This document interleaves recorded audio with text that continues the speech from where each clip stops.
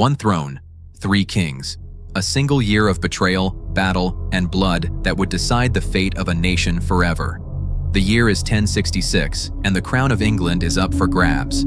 This is the story of how the descendant of Viking raiders crossed the sea to claim a kingdom, shattering an Anglo-Saxon world and creating the England we know today. This is the full story of William the Conqueror and the Norman Conquest, in 3 minutes. In January 1066, the King of England died without an heir, triggering a three-way struggle for power. The English lords immediately crowned one of their own, the powerful Earl, Harold Godwinson. But two others claimed the throne. In the north, the King of Norway, Harald Hardrada, the last great Viking, prepared a massive invasion to reclaim England for the Northmen.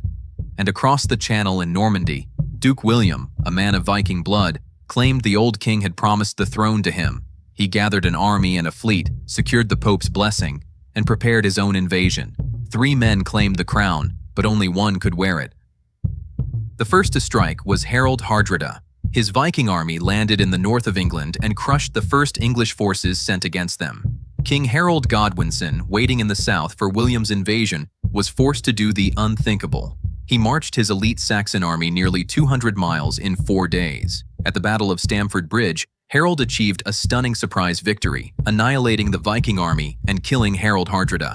The Viking Age was over, but as Harold's exhausted army celebrated, a messenger arrived with terrible news. 3 days earlier, William's Norman army had landed on the southern coast. Harold force-marched his weary soldiers another 250 miles south. On a hillside near Hastings, his Saxon army formed an impenetrable shield wall. For an entire day, William's forces, a combined army of archers, infantry, and his ultimate weapon, the armored knight, assaulted the English line.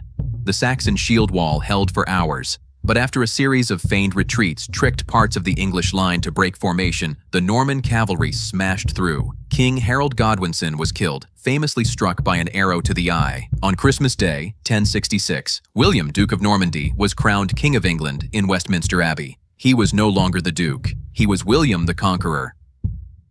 The conquest was not a single battle, but a brutal, decade-long campaign of castle building and suppression that replaced the English ruling class with a French-speaking Norman elite.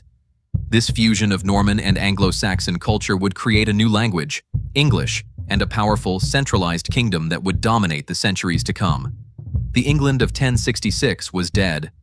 A new, more formidable nation had been born. The conquest of England was complete.